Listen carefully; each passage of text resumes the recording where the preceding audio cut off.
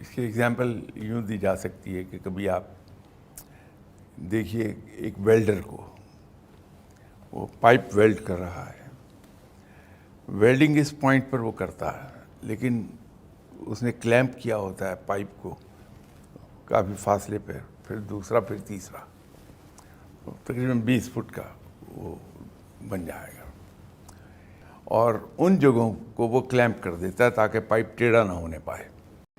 اسی طرح جو ہمارے رویے ہیں زندگی کے، ان کے ڈانڈے کہیں اور مل رہے ہوتے ہیں، ہم ڈھونڈتے کہیں ہیں۔ بندگی بہت دشوار چیز ہے، اس کے لیے ایک ریاضت چاہیے، ڈٹرمنیشن چاہیے، ایک اسٹرانگ ول پاور چاہیے۔ بندگی کا ایک حصہ یہ ہے کہ مجھے دل سے یہ یقین آ جائے، زبان سے بے شک نہ آئے،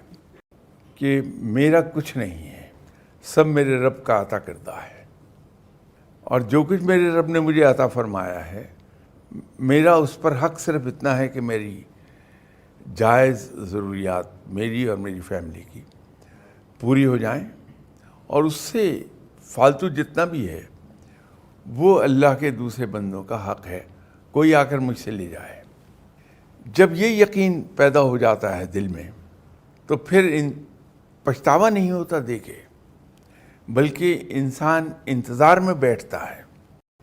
کہ یہ جو میرے پاس فالتو بچ گیا، یہ جس کا حصہ ہے وہ کب لینے آئے گا مجھ سے اور لے کے چلا جائے۔ ایک تو یہ اس میں رویہ آتا ہے۔